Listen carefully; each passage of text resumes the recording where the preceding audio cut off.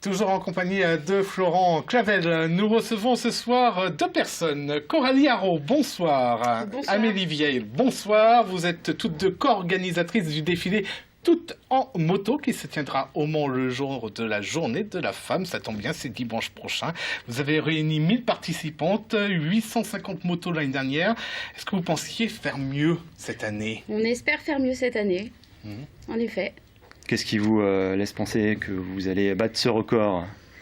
La moto en Sarthe, ça marche bien? Oui, il y a pas mal de motards en Sarthe, oui, en effet. Avec toutes les inscriptions qu'on a eues, tous les messages qu'on a reçus, on est confiants et si le soleil est parmi nous, ça sera encore mieux. Je le disais, la Sarthe, c'est une terre de moto.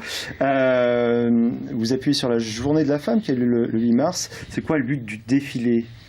Alors c'est un défilé festif pour défendre les droits de la femme avant tout et puis permettre de montrer que la femme est active, libre et qu'elle conduit sa vie comme elle peut conduire sa moto. Et Amélie, est-ce que c'est un moyen aussi de changer l'image de la femme? Pas besoin finalement de tatouages, de muscles pour faire de la moto?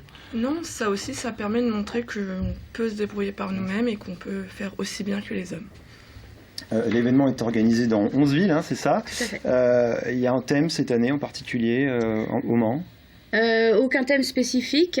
Il y a juste la petite différence cette année, c'est que le flash mob, donc la chorégraphie est sartoise cette année, et elle sera sur Break the Chain. D'accord. Comment vous avez préparé tout ça, cet événement? On s'est réunis avec Amélie et on a mis au point tout ce qui était nécessaire auprès des demandes, auprès de la préfecture, des mairies, etc. Et puis on a regroupé nos idées pour créer notre petit village d'exposants et puis organiser notre journée comme on l'entendait cette année. Comment vous préparez justement le flash mob? Comment ça se met en place? Alors le flash mob, donc cette année les répétitions se feront le matin même du 8 mars. Donc on a prévu 3 répétitions dans la matinée. Voilà, et donc on s'entraîne, la chorégraphie est mise sur le net. Et, avec combien de motards? Si c'est comme l'année dernière, on en aura 1000, pourquoi pas. Chacun répète de son côté avant de se retrouver? Oui, cette année chacun a répété avant de se retrouver. Amélie, on vous entend très peu. Qu'est-ce qui vous passionne dans la moto? Qu'est-ce qui me passionne dans la moto?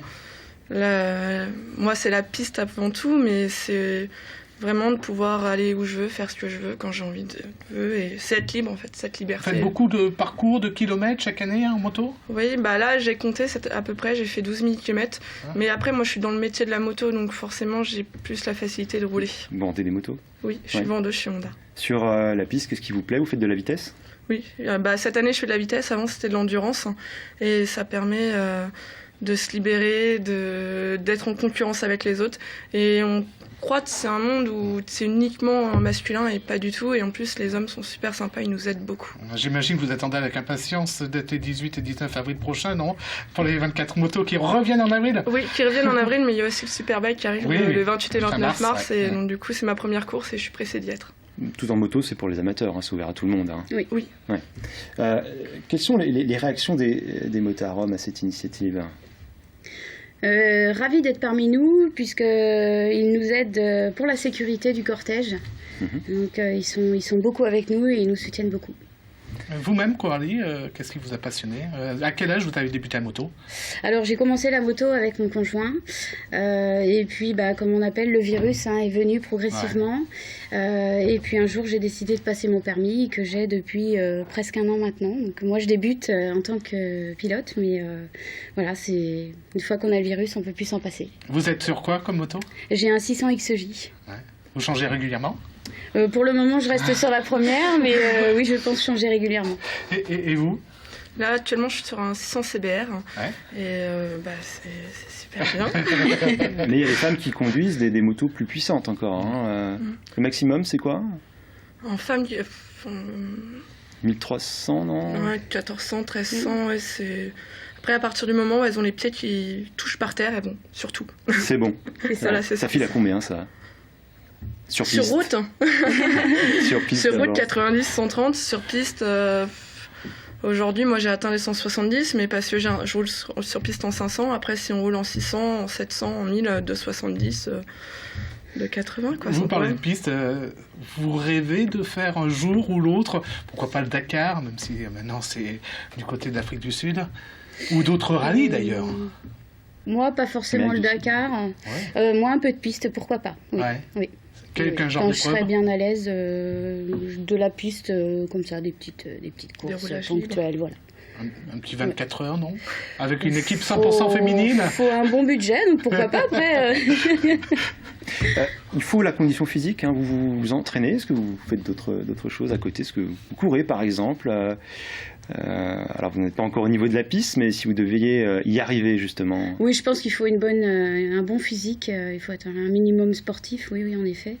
Après, pour rouler régulièrement dans l'année, il n'y a pas forcément besoin d'être sportif. Il y a des paysages sympas en Sarthe que vous recommanderiez? Oui, Alpes-Mancelles. voilà, c'est ça, les Alpes-Mancelles. Ouais, c'est les Alpes-Mancelles, ça c'est super joli. Ouais. Vous soutenez également les motards d'autres pays, comme par exemple le Maroc. Oui. La moto, c'est une façon un vecteur d'émancipation des femmes.